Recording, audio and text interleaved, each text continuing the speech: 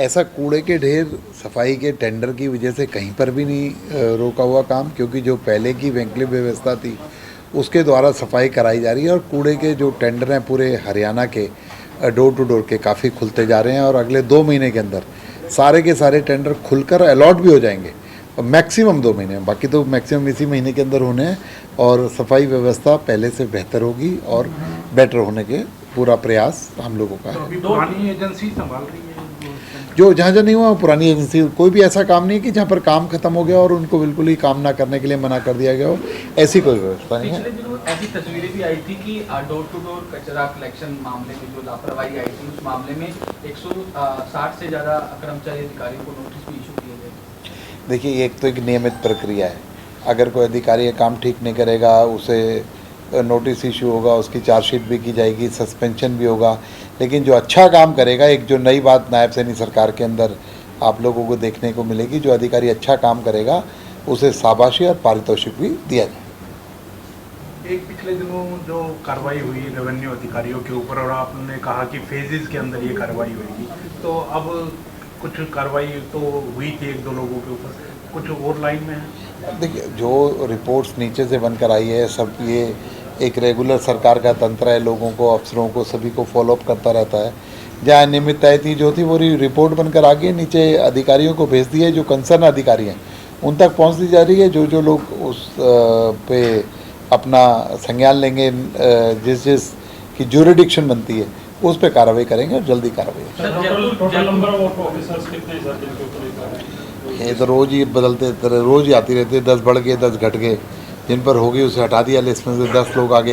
ये नियमित प्रक्रिया है, ये कोई नया कोई काम नहीं है। तो सरकारों के अंदर आप लोग भी देखते रहे होंगे कि जो फीडबैक सिस्टम है उनको चेक करने का सिस्टम है, रेगुलर चलता आ रहा है। सर, जयपुर की फ्लाइट भी शुरू करने जा रहे हैं सर, पिछले दिनों मीटिंग हुई। जयपुर की फ़्लाइट भी हम जल्दी शुरू करेंगे। जयपुर का जो एयरपोर्ट है वो अंडर रिनोवेशन है, तो अभी पीछे हमारी देहरादून के अंदर पूरा नॉर्थ इंडिया के जितने भी सिविल एविएशन मिनिस्टर हैं, सेंट्रल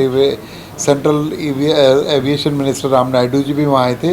वहाँ पे राजस्थान से भी सिविल एविएशन मिनिस्टर आए थे, तो बात हुई थी। वो जैसे ही वहाँ का एयरपोर्ट अंडर रिनोवेशन ख़त्म हो जाएगा, काम पूरा हो जाएगा, जल्दी हम शुरू करेंगे। एयर टैक्सी को लेकर भी सर, एयर टैक्सी को लेकर चाहे चॉपर व्यवस्था हो, चाहे खाटू श्याम सालासर यात्रा की बात हो, चाहे माँ पिताम्बरा की यात्रा की बात हो, चाहे दिल्ली से और गुरुग्राम से चंडीगढ़ की यात्रा की बात हो, सभी पर वहाँ पर पूरी डिटेल में चर्चा हुई और फिर आगे काम बढ़ाया जाए। आपने चंडीगढ़ के लिए भी जमीन मांगी है, तो उसका क्या स्टेटस? उसे कोई चिट्ठी लिखी है आपने? वहाँ पर सार्वी लोग थे और जो एडवाइज़र हैं यूटी के, वो चीफ सेक्रेटरी का चार्ज भी है, वो स्वयं वहाँ पर थे। तो सारी डिस्कशन हुई कि हमें चंडीगढ़ का हेलीपैड बनाने के लिए चंडीगढ़ के अंदर कोई जगह मिल जाए, नहीं तो पंचकुला के अंदर भी देख रहे हैं, जहाँ पर भी अप्रोप्रिएट जगह मिल जाएगी वहाँ पर हेलीपैड स्थापित करेंगे और उसे आगे। कोई चिट्ठी लिखी है? उस दिन वर्बल बात हुई थी, उसके बाद में आ जाए, चिट्ठी भी ऑफिशियली भी लिखेंगे, ऑफिशियल बात भी करेंगे और जगह चिन्हित करने के लिए बोल दिया, वो भी चिन्हित कर रहे हैं, बताएंगे कि यहाँ पर जगह हो सकती है। सर, सरकार भ्रष्टाचार को लेकर सख्त है। सरकार के पास ऐसी जानकारी आई थी कि 2020 में कोरोना काल में 129 जो अधिकारी कर्मचारी है उन्होंने बिना एनओसी के रजिस्ट्री करी थी, उनके खिलाफ सरकार एक्शन लेने की भी तैयारी कर रही है। बता तो दिया, वही बात हुई तो है भी, चाहे डीआर हो, चाहे तहसीलदार हो, चाहे नायब तहसीलदार हो, उसमें सभी तरीके के लोग हैं जिन्होंने गलत काम या कोविड का फ़ायदा उठा के कोई नाजायज़ काम किया है, गलत काम किया है। तो सभी ये तो चेक एंड बैलेंस चलता ही रहता है डिपार्टमेंट में, कोई नई बात। जब से बारिश शुरू हुई है तो एक बार फिर से नगर निगमों की पोल खुल गई है कि बारिश का जो पानी है वो कई दिनों तक ठहरा है, ऐसा नहीं कि थोड़ी बहुत देर ठहर करके, और तो कहीं ना कहीं कोई एक्शन मैं भाई लोगों से रिक्वेस्ट करूँगा कि गिलास भरा है उसे भी देखो, गिलास खाली है सिर्फ उसे ही ना देखो, पहले से ज़्यादा। क्योंकि पिछले 2-2.5 महीने से चाहे मुख्यमंत्री जी हों, चाहे इरिगेशन डिपार्टमेंट हो, चाहे पीडब्ल्यूडी डिपार्टमेंट हो, चाहे नगर निकाय का विभाग हो, सभी लोग चुस्त दुरुस्ती से नालों की सफाई करने का काम, कम से कम पानी भरे। और ये नेचुरल क्लाइमेट है, एक साथ में जब इतनी बारिश होगी, आप सोचो कि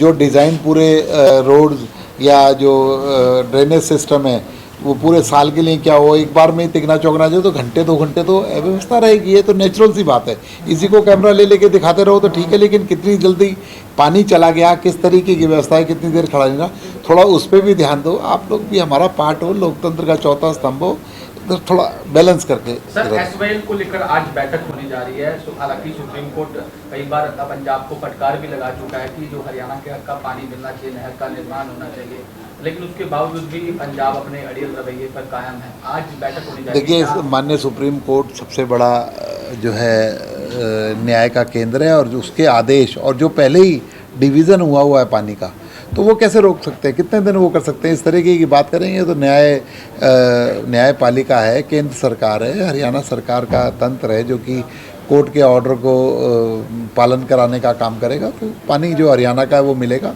और ये एसेंशियल चीज़ है, उसे कोई ये रोक नहीं सकते। और हमारा जो डिवीज़न है पूरे केंद्रीय सरकार के तौर पर हो रखा है।